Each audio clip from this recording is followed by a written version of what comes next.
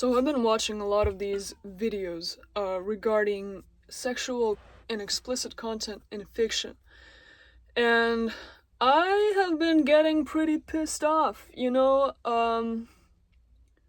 at what they say in the videos. I think they present a lot of good points, but I do disagree with some of the points. First of all, and second of all, I feel like everybody is failing to see the greater picture, or at least they don't describe the greater picture of what is going on. So, just now I almost finished a video about explicit content in literature. Right now how do I say it? Literature kind of sucks right now, modern literature in particular. We've got the fairy fantasy books filled with a bunch of smut bullshit in it, and even books that don't have that, which would be surprising if those even exist nowadays. Books that don't have that are just kind of lame, and I think that is I think it's a result of a decline in the values that we used to cherish more. We still cherish them, but I think a majority of us say or think we do, but really we do not. We don't. We don't cherish them, and we forget the importance of them. And that is how, over the years, we've been declining into this degeneracy where all anybody can think about uh is sex, basically. So from what I've noticed, am I talking about this? All entertainment, music, literature, movies, TV shows, particularly uh, literature and cinema, all of it is propagating a culture of sex. And I feel like this is not just a coincidence. I think it is intentional because this has been going on for decades, like years and years. And it is stemming from America in particular. If you look at older entertainment, books and movies especially, I'm going to be particularly talking about those two, books and movies. Even in America, they used to be much cleaner. I'm not trying to sound like, oh, all media has to be like pure and stuff. It has to be like completely correct. There can't be any moral grayness or whatever. What I'm saying is that right now, this, there is such an overwhelming amount of explicit sexual content, degenerate sexual content in media, that it is literally poisoning our brains.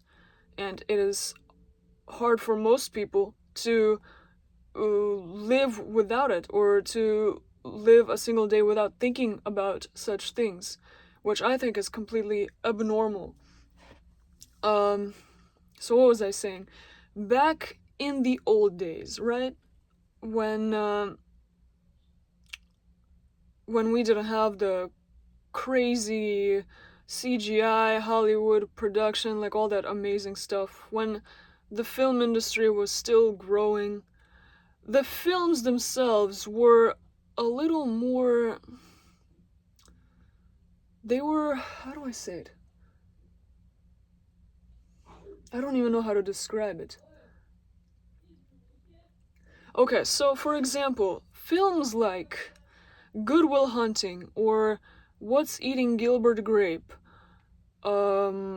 any Robin Williams movie in general.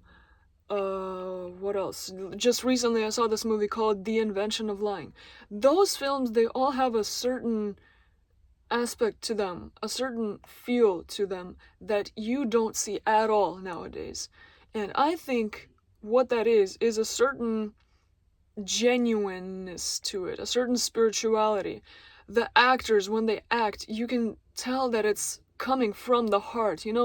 Nobody's trying to be edgy, nobody's trying to be cool, saying all these cool things. There was much less violence back then in movies, and when there was violence, it was necessary. Nowadays in films, violence and sex is almost put there just because. It's completely unnecessary. It does nothing for the story, and it's completely degenerate. Um, it like, when they show two people in love, the love does not feel genuine. It just feels like they're together just to fuck, and it's disgusting. And violence too. Whenever you see some cool, edgy guy, fighting people, it's also sometimes completely unnecessary, as if he's just trying to show off. But I'm going off on a tangent here. What I'm saying is, films used to have more heart in them, and they would show the best of what people are capable of. The people's best values, kindness, bravery, courage, empathy, intellect. Just, it showed how great a person could be if they strove to be the best version of themselves. Even if they had weaknesses, they still felt so realistic, so human. And there was none of that explicit content added into there, like as if they just took a surgical needle, a syringe, and just shoved it into the film just so that people would come there, just so that people would hear, like, oh, there's this spicy sex scene in the movie, oh, I need to go watch that. And yeah, there's none of that. It's just showing real people, or as real as you can get, depending on what genre it is. Sometimes it is fantasy. Oh, I need to put my AirPods away. Sometimes it is fantasy or science fiction, and it's obviously set in a different world. But the characters are still very much real. They're very much human. And despite them being morally gray, you can still tell that they aren't degenerate human beings. They're I don't even know if what I'm saying right now will make sense to anybody. Okay, so yeah, and this type of film, this type of storytelling and showing of good human values was especially prevalent in the Soviet Union. As a Russian, I did not live in the Soviet Union, but I know plenty of people who did. And the entertainment media that was created during the Soviet Union was exactly for all about what I'm talking about right now. The children's films, they taught children all the best qualities that a human should possess. Looking out for the weak, supporting your friends, not being an asshole for no reason, or not being an asshole at all,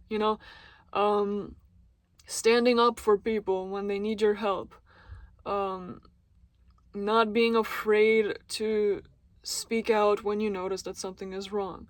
And you might think, oh, Soviet Union, no, I don't believe you, because it's a communist government. They were actually preventing people from, they were trying to put fear into people so that they didn't stand up for themselves, so that they were afraid of pointing out what's wrong.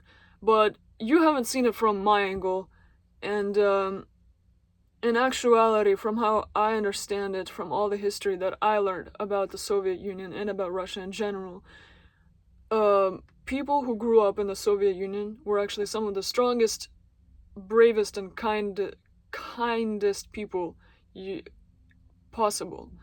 All of what is being said about Russians and Russia right now is just a hell ton of lies, and I'm not gonna go in depth into it because it's too long to explain and probably nobody would understand anyway. But anyway, Again, I'm going off on a tangent, but what I'm saying is this entertainment, even for adults, it did not show any of those explicit sex scenes or unnecessary violence. You know what I'm talking about. Just explicit content in general.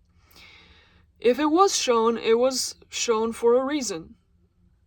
Or as it would later change due to the impact of Western media, that's when it would start to show more unnecessary explicit content. And so, as a result, what we have now is a bunch of entertainment where over 50% of a specific piece of media, or over 50% of media in general, if you put it all together, is mostly just that explicit content meant to arouse your deepest, most depraved desires. You know, they're trying to tap into your inner animal. And how I started noticing this? Well, I started noticing this a while ago, but I especially took it into account after I watched this documentary that I dug up in some Reddit forum. I was researching Columbine, you know, because it's an interesting historical event, and I wanted to find. I was writing an essay about it and looking to understand what impacted the children, the shooters, to do what they did. And I realized that I had to look into government propaganda. And now I'm gonna go into what I'm saying, the bigger picture that I feel like everybody is missing.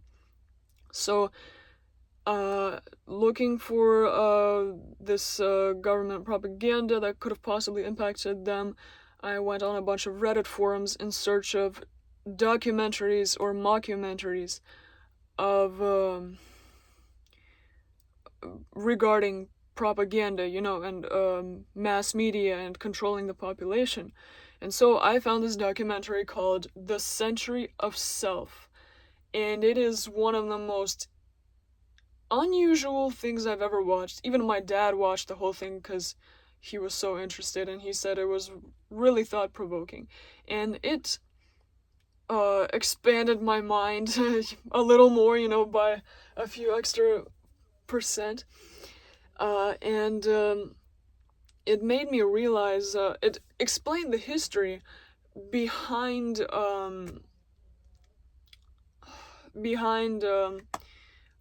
marketing to the public, like in terms of products, you know, marketing, deodorants, clothing, all that stuff. So it's particularly about marketing. But it was also, like, if you watched it and kind of tied a few loose ends, or like tied it to a few other things, you would see how it's all connected. So what this documentary said, what it talked about, was that back in the 1920s or 1930s, when this new idea of how to market to the public began, no, let me rephrase that. So the documentary talks about how the current way of how we market to the American population in particular began. And it said that it began in the 1920s or 1930s, somewhere around then, by a guy named Edward Bernays, who was like either a relative or a friend of Sigmund Freud. And basically what he came up with was this theory that you could easily sell any product to any person as long as you marketed it in a way that made them think that they genuinely needed it, even if it was the most useless thing on earth.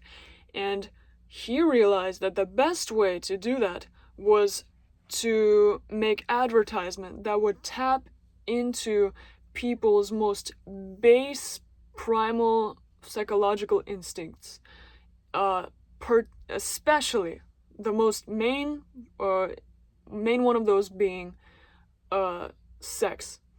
And so a lot of products started to be advertised to tailor to those types of desires. Buy this new dress because it will make you look more attractive. Or buy this cologne because women, when they smell you, they will go crazy for you. So basically, they started marketing and making people think, as a result, that getting laid was all that matters. And now it's completely out of control. It's just settled, ingrained in people's minds.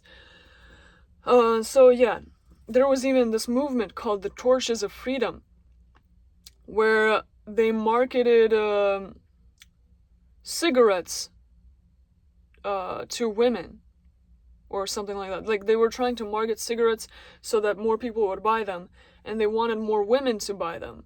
And since cigarettes were kind of seen as more of a male thing to do, to smoke, it wasn't really something women did because it wasn't exactly common in society or socially acceptable. So what they did to have more people buy them, they realized that they needed more women to buy them to get hooked on the trend. They advertised cigarettes as, if I'm not wrong, as penises. Okay, you're a woman. If you buy a cigarette, you kind of become like a man because a cigarette is like a penis. Or, wait, am I right or am I wrong? Something like that. I might actually be wrong.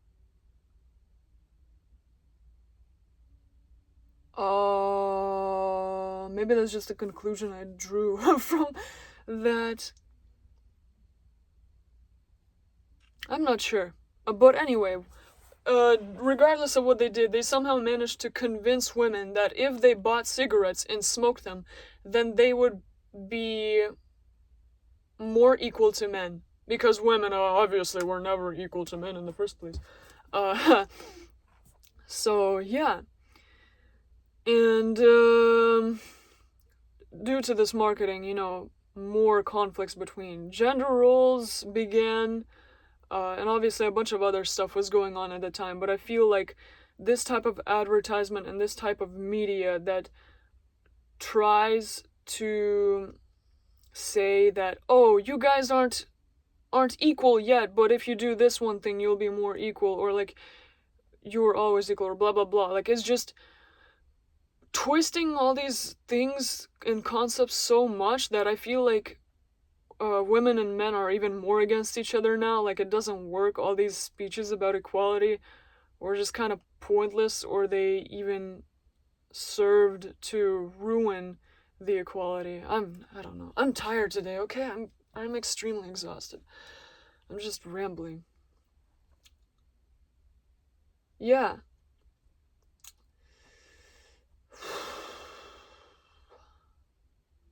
So, and what I'm saying, I have a theory that this was not just done for marketing. First of all, movies and TV shows are also a huge gateway, a huge way to market things. Like, if you've seen Wayne's World, that one scene where they're like kind of making fun of the idea of marketing while also marketing like 3 products or even more at the same time. So yeah, movies obviously market things. But not just that, they also propagate things. And I feel like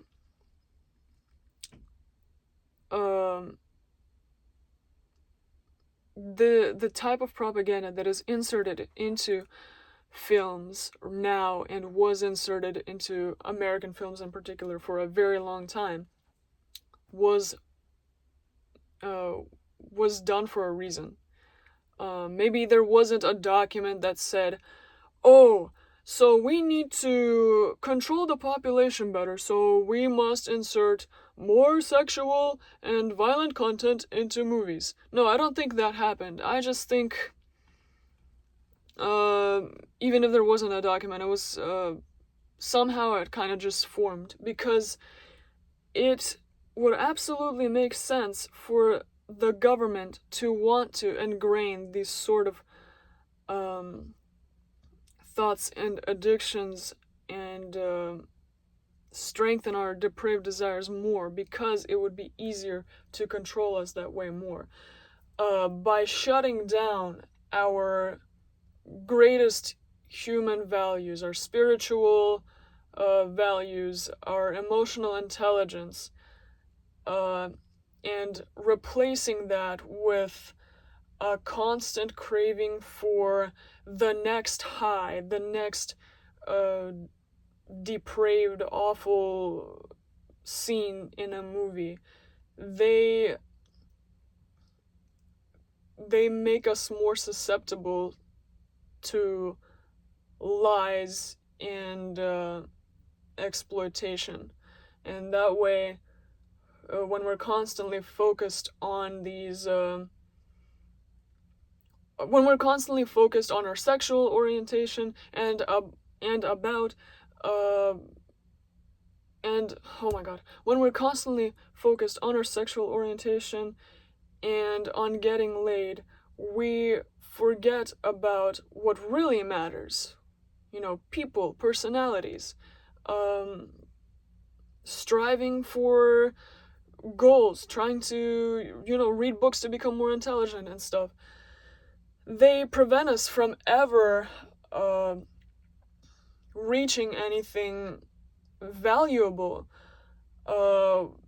This way, people who are born in lower classes, they get stuck there for the rest of their lives because they're too addicted to Pornhub or whatever it is, or any sort of entertainment that I have mentioned previously.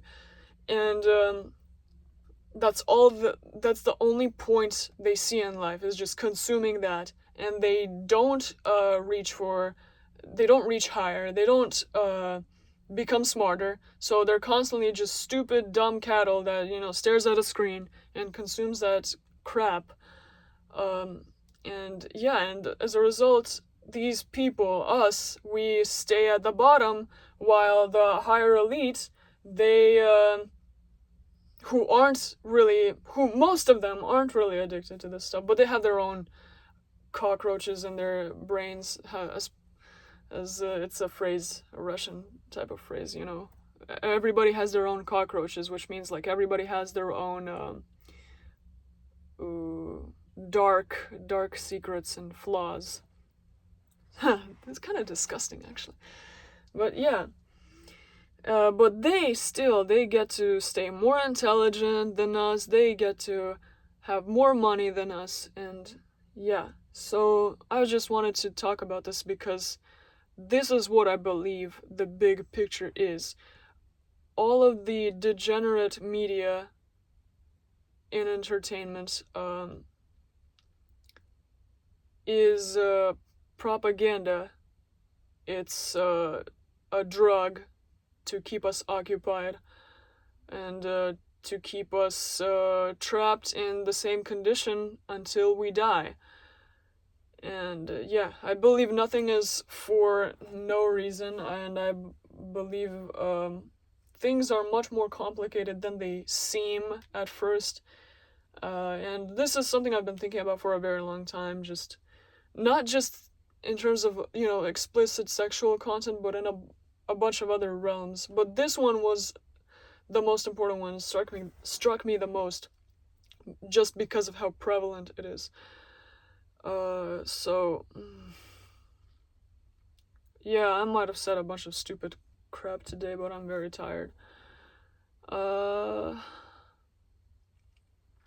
are just my thoughts. Have a good day.